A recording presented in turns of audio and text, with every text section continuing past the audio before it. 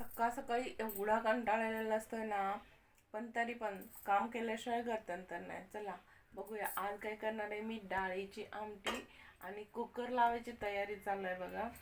Cooker लावून घेणार. Hello सगळ्यांना, कशा आहात सगळे? Good morning. आणि आज ना रोजच्या प्रमाणे नाही, जरासं फ्रेश वाटतच नाही, कंटाळा आल्यासारखं वाटते. कसं असतंय ना, सण झाला ना, सणा दिवशी खूप काम होतं आणि दुसऱ्या दिवशी मग त्याचं असं वाटते की उठायलाच नको आणि करायला नको. असं तुम्हाला पण वाटते का? मला तर कायम वाटते बघा. सगळं आवरून ठेवलंय, चपात्या करायच्या आहेत, कणिक मळून ठेवल्या आणि कंटाळा आल्यामुळं तरी पण कामं करायलाच पाहिजेत ना. तर मला असं म्हणायचं आहे, बायकांना काही झालं तरी घरातल्या कामातून कधी सुटका मिळत नाही. सण असू दे, काही असू दे, उठायचं, कामं करायची आणि किती कंटाळा आला तरी थोडा वेळ होईल पण कामं चुकणार नाहीत. बरोबर आहेत ना? केलं पाहिजे. आपण एक न खाता थांबू शकतोय, माणसांना काय देणार ना. आल्यानंतर त्यांचं घरात लगेच चालू होते, झालंय का नाही, केलंय का नाही. नाही केलं तर मग काय, आई बहीण सगळी एकत्र येत्या. बरोबर आहे ना?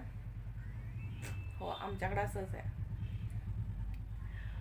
तर काल पाडवा झाला, सणाचं एवढं दिवसभर कंटाळा आला ना, रात्री पण मग व्हिडिओ बनवले नाहीत. म्हटलं आता चला सकाळ सकाळी आपण स्वयंपाक करत करत गप्पा मारूया.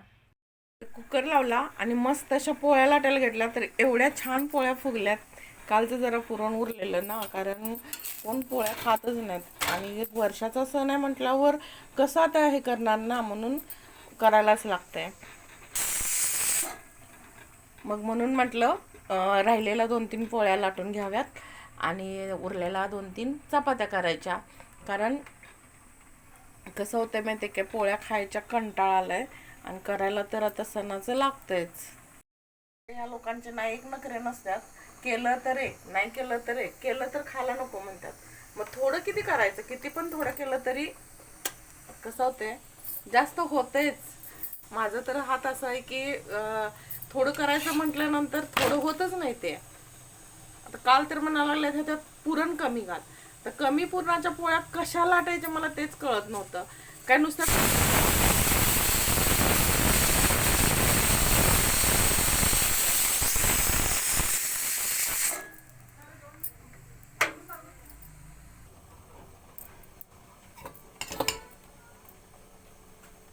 डबा ठेवलाय बघ तिथं खाली.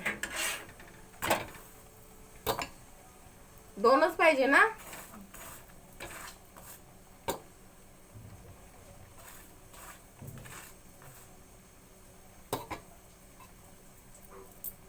पोळी खाणार ना? आ, दूध पोळी खाणार का नाही?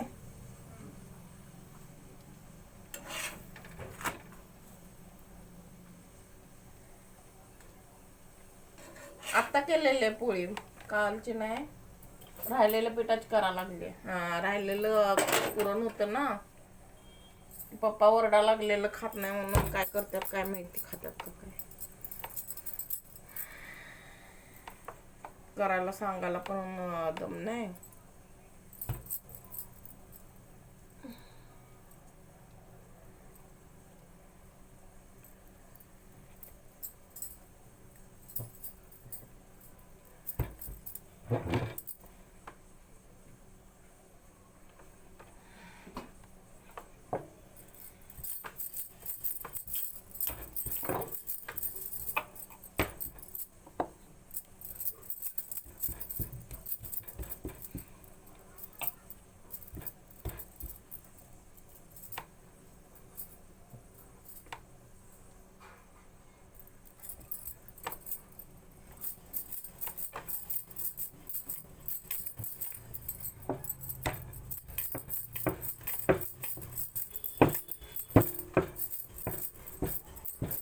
आता लगेच चाललंयस काय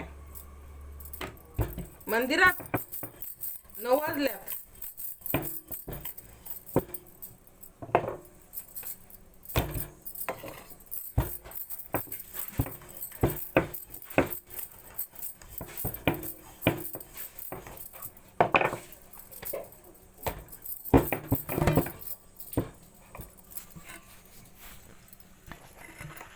9 वाजलेत रे.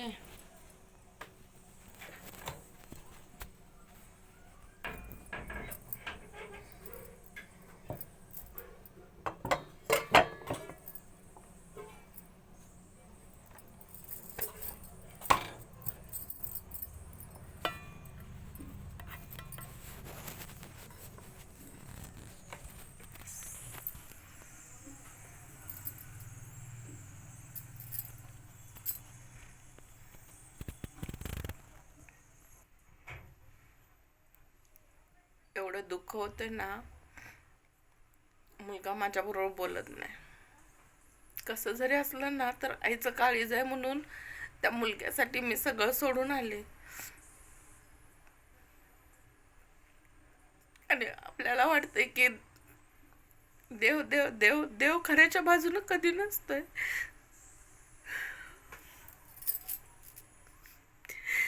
प्रत्येक वेळी मी होऊन बोलणार तर तो बोलत नाही.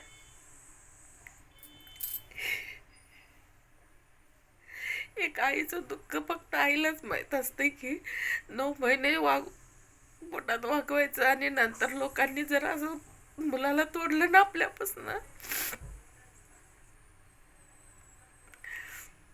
खरं मी एकाच गोष्टीचं समाधान मानले की मी तिथं राहून तर काय करणार आहे, तर मुलाला मी 2 घास माझ्या हातचं करून घालतोय ह्याचं मला समाधान नाही. माझ्या पोरासाठी मला काहीतरी करायचं आहे म्हणून मी व्हिडिओ बंद करत नाही.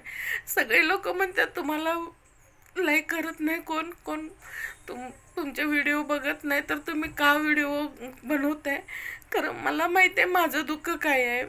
माझ्या मुलग्यासाठी मला काहीतरी केल्याशिवाय मरता येत नाही.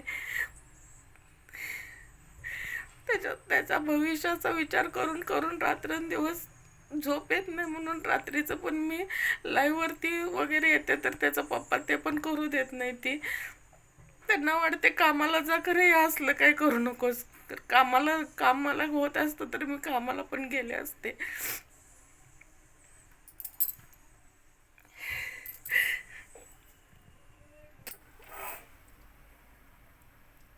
तर आयुष्यात ना दुःख किती जरी असलं तरी आनंदी राहायचा प्रयत्न करते. कारण कुणी येणार नाही सांगायला की बघितले सगळे दिवस बघितल्यात. वाईट दिवस की वाईटातल्या वाईट दिवसातनं पण बाहेर आलोय. कुणी येत नसते. आता काल रात्रीचीच गोष्ट आहे. काल रात्री असंच काय तर चेष्टाचेष्टातच झालं. चेष्टाचेष्टात इतकी घाण शिवी दिली, सांगायला पण नको वाटते इतकी घाण शिवी दिली. आणि तरी सुद्धा उठायचं, त्यांच्या पुढे हसत खेळत राहायचं कसं शक्य आहे सांगा. चेष्टात माणसं इतक्या घाण आईवरनं शिव्या देऊ शकतात.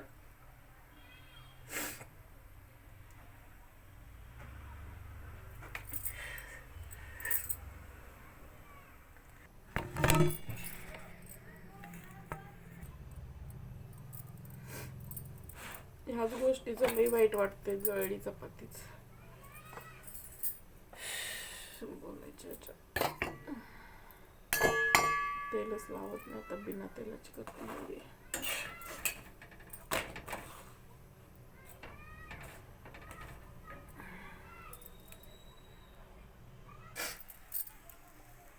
मुलगा बोलत नाही त्याचं टेन्शन, वरनं हे घरात किरकिर काहीतरी झाली की त्याचं टेन्शन.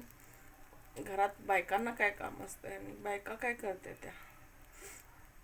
त्यांचं मत आहे की मी कामाला जावं. कामाला जाऊन किती 4-5 हजार, आणि मला कामच होत नाही, माझं ऑपरेशनच इतके झाल्यात तरी सुद्धा कामाला जावं अशा अपेक्षा आहे. जाऊ दे, काय करणार, नशीबच आपलं म्हणायचं आणि सोडून द्यायचं. आम्ही इतकं भिवून राहिलं तरी असली माणसं आमच्या गळ्यात देवानं पदरात टाकल्यात. आणि आजकालच्या बायकांना बघितलं ना खरंच असं वाटतंय त्या स्वतः अन्याय करतात. सासवांवरती करतात, नवऱ्यांवरती करतात. नवऱ्याला पैसे दाखवत नाही ती तरी सुद्धा त्या बायका निर्धास्त बिनधास्त असतात. मग असं वाटतं की आमचंच काय चुकलं, आम्ही सगळ्यांचा विचार केला ते आमचं चुकलं, चुकीचं होतं आम्ही असं वाटतंय. कारण सगळ्यांचा विचार करून जगतोय ना, स्वतःचा विचार करत नाही कधी म्हणून चुकीचं वाटते आपलं. मग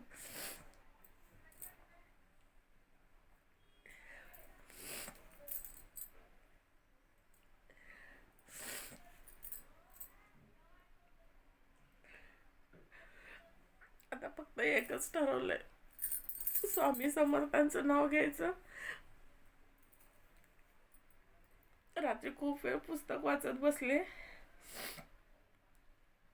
व्हिडिओवरती पण लाईक व्ह्यूज येत नाही ती, त्यामुळं त्याचं आणि टेन्शन आलंय की